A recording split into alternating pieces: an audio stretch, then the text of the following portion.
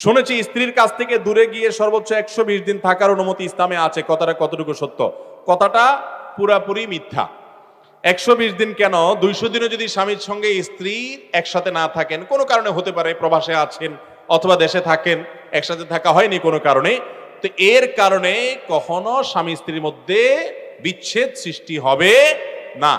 আমাদের সমাজে এরকম অনেক অনাচার আছে এবং অনেক কুসংস্কার আছে। যেমন অনেকে মনে করে সন্তান কয়েকটা হয়ে গেলে আবার বিয়ে পড়াইতে হয়।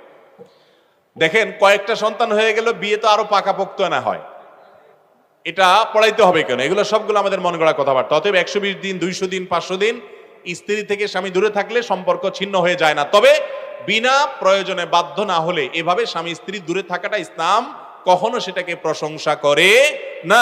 স্বামী স্ত্রী যত নিকটে থাকবে, একে অন্যের কাছাকাছি থাকবে, স্বামী স্ত্রীর মধ্যে ভালোবাসা যত গাঢ় হবে, তারা আল্লাহ তাআলা তত প্রিয় পাত্র হতে পারবেন ইনশাআল্লাহ।